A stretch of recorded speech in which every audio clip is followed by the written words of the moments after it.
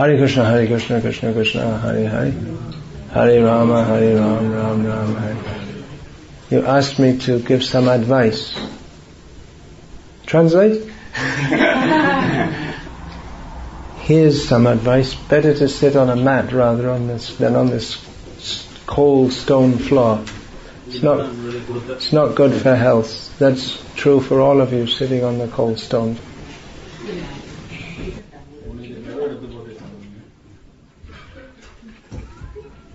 You've asked for advice. Generally people don't like to take advice. That's why in Bhakti humility is required, and in the guru-disciple relationship the disciple is supposed to have utter humility in relation to the guru, because the guru has to tell all kinds of things for the improvement of the disciple. And in this material world, people generally, they don't want to change very much. People think, well, I know what I'm doing. So, it's my duty to give advice. The best advice is to fully surrender to Krishna. There are many aspects of that. The general advice is anukulyasya sankalpa pratikulyasya varjanam, to accept everything favorable for advancement in Krishna consciousness, and to reject everything that is not favorable for advancement in Krishna consciousness. So that includes many major principles, such as to associate with devotees and to not associate with non-devotees, to chant the names of Krishna. And there are other principles also which those who are giving advice, they may give, which are not specific, they may not be specifically written even in any book of Srila Prabhupada, but they are according to certain circumstances. I was impressed yesterday at the what's the name of the place? Langenthal yeah. Center, that the devotees, they knew various aspects of, and were following some details of Vedic culture, which even many Indians nowadays don't know at all, or Sri Lanka. It's all the same cultural area. Even the Sinhalese people, it's the same basic culture, even though politically it's not India, and officially they're Buddhists and not Hindus. So I just said it that morning in Mangalati to one devotee to sprinkle the water from the conch, not by putting his finger into the water. And then I saw I didn't specify that. Yeah, the nail should not touch the water. And then I saw last night devotees, they were testing the temperature of the water by putting their finger in such a way that the nail didn't come. So I was impressed by that, because I never expected anyone in the West to know that. Yeah. You don't have a word for impressed? Impressed. I was happy and satisfied, but it's not exactly the same. It's not exactly, yeah. All right, okay. Means I was happily surprised, you could say. Yesterday I was giving that advice of not placing the picture of your guru higher or bigger than that of your own guru, which if you think about it, it should be easy to understand, right? It's a straightforward principle of Vaishnavism. or in Vedic culture in general. Is that understood? It seems to me very straightforward. Is that understood by everyone? Yeah. Okay. So I may suggest here in this house that it's most appropriate that you are respecting your Guru by having a large picture of him here. It's most appropriate for all devotees who have come to Krishna consciousness through Srila Prabhupada and his disciples to have a large picture in the home of Srila Prabhupada also. Of course we offer all respect to our respective gurus, but we are united in service to Srila Prabhupada. And in ISKCON we primarily study the books of Srila Prabhupada.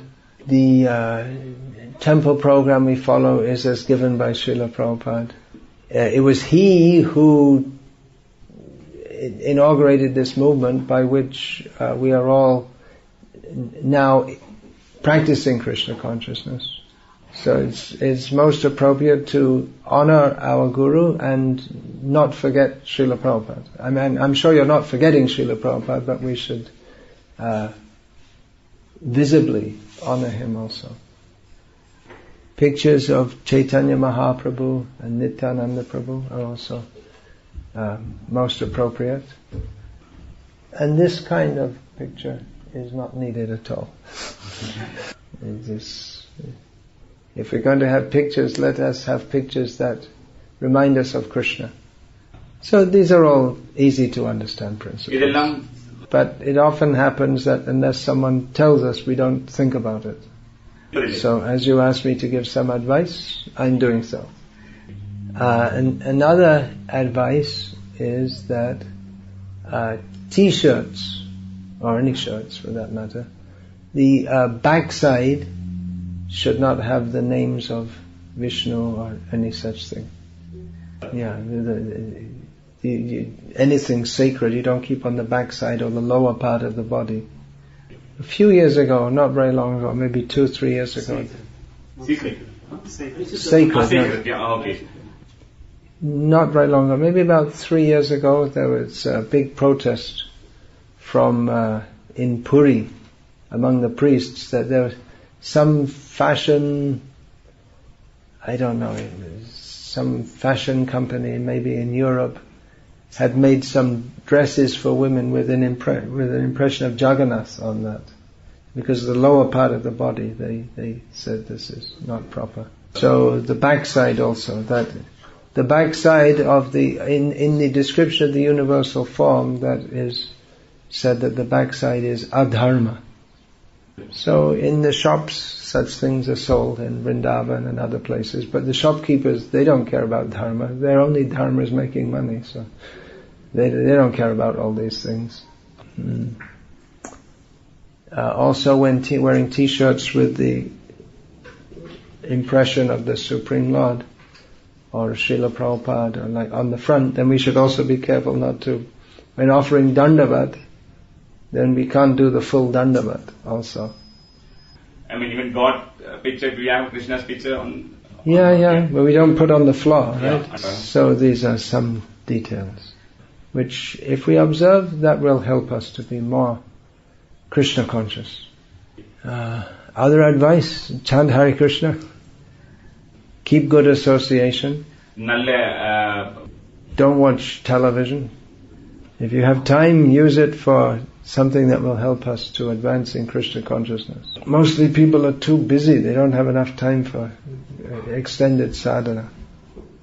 So if you have time, chant Hare Krishna, read Srila Prabhupada's books, Anukul Yasya Sankalpa, perform activities that will help us to advance in Krishna consciousness. Keep healthy, physically healthy.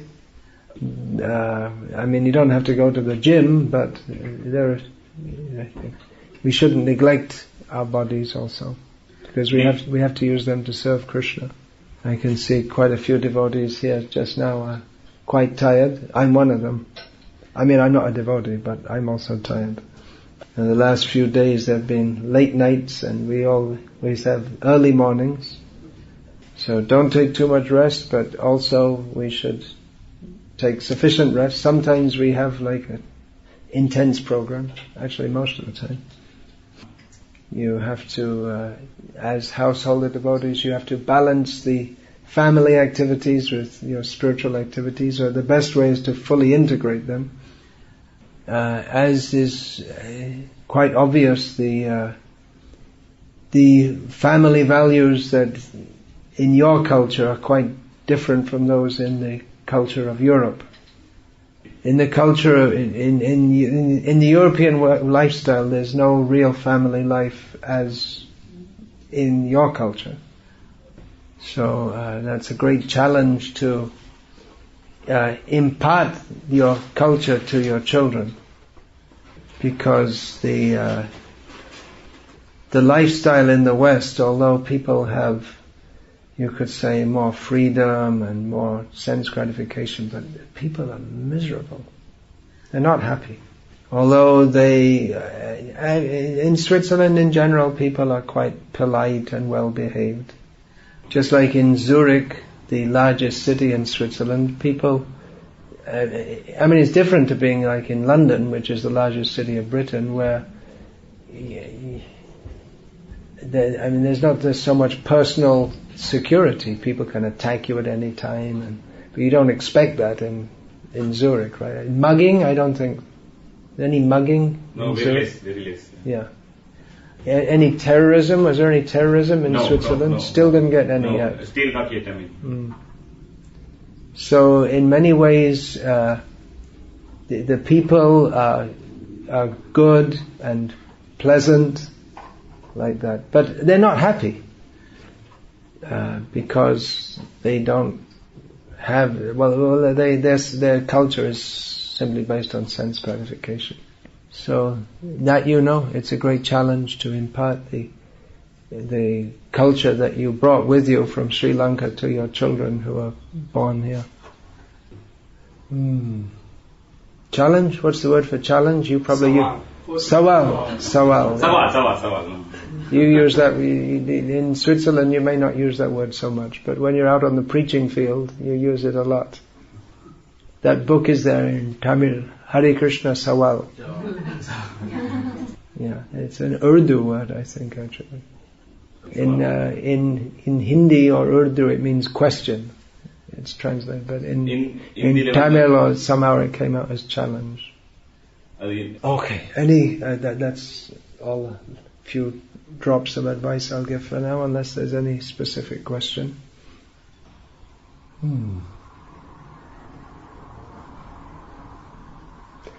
Alright, Hare Krishna, Krishna Krishna, Hare Hare, Hare Rama, Rama Rama, Hare Hare.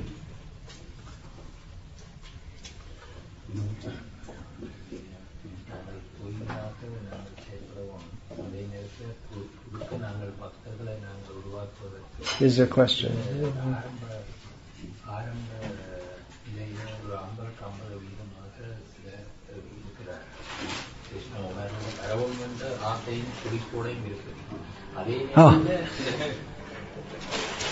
Nandri. Maka Nandri. I'll use the Bible.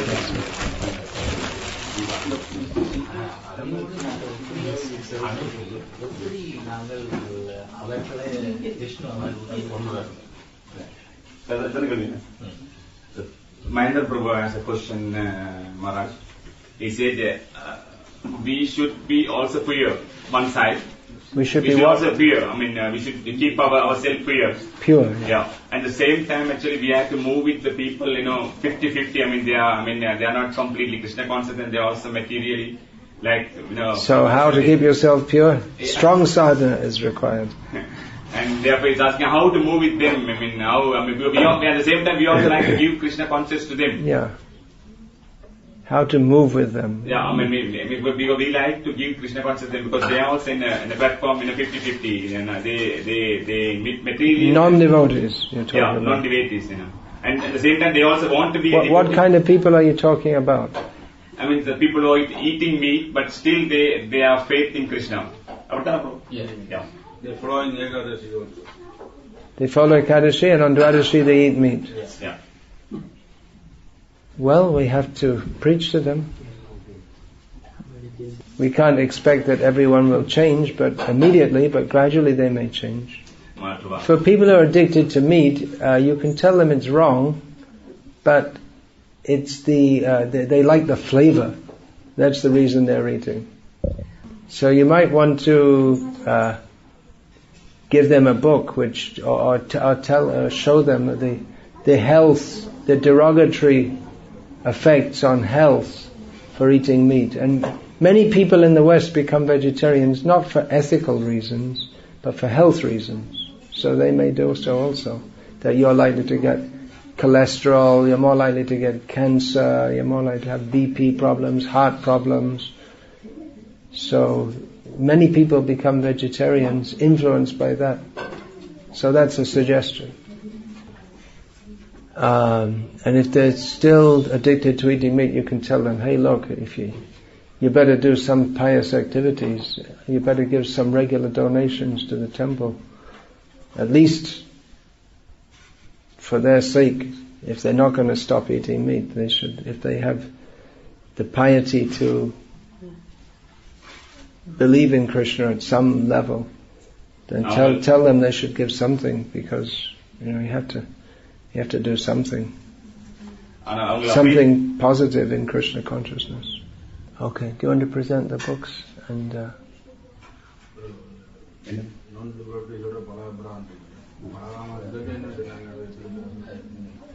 I mean, the question is the Animal Krishna Prabhu asking, because earlier you said that we should take anukulam. I mean, what is Krishna? Favorable, unfavorable things we should avoid, and then the unfavorable thing is also to move with non-devotees. Yeah. Now, how we are going to give Krishna consciousness to them?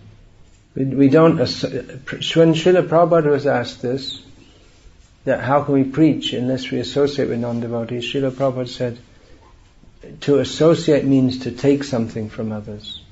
So we mix with them, but we don't take their advice. We don't. We're not interested in what they're interested. We mix with them only to give them Krishna consciousness. If we take something from them, then we're associating with them. That's how Srila Prabhupada explained it.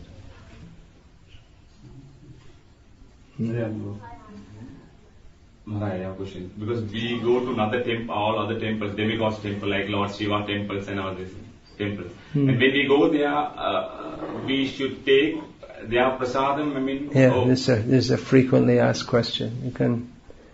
I just a few days ago I answered this. No, we don't take demigod prasad, but we may just take it in our hand and then keep it, and then like that we don't take it. I mean, even the fruits also we don't take. No, that's there in the nectar of devotion. We don't take.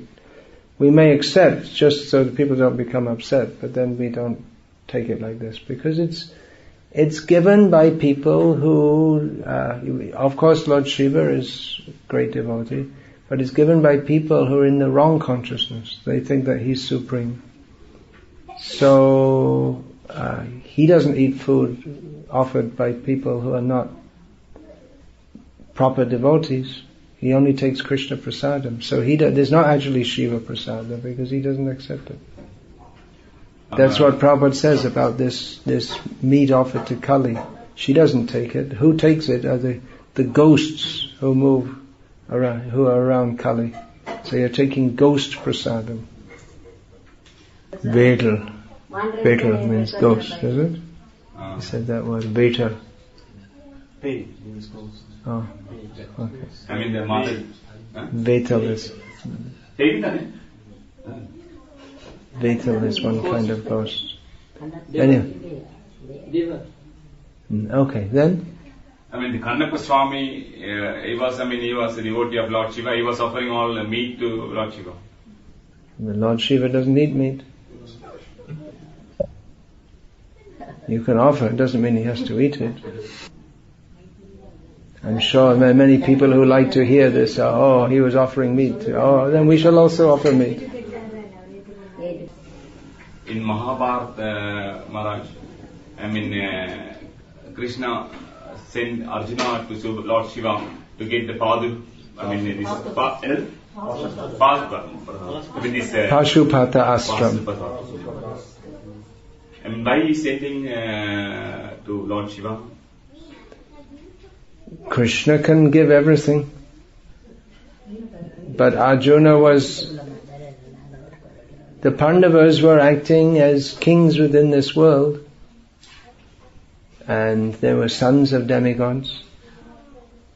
So, actually this demonstrates a very interesting point, because Arjuna, even though he had all benedictions from all demigods, but eventually he became confused, and without the instruction of Krishna he would have been completely useless. So that's one principle demonstrated by getting everything from different demigods. But Arjuna, he never was in the illusion that the demigods are independent gods. By offering him different weapons, the demigods were actually assisting Arjuna in his service to Krishna. It wasn't that Arjuna was benefited by them, because he had Krishna with him, but they had an opportunity to help Arjuna in his devotional service, which is on a higher level than theirs.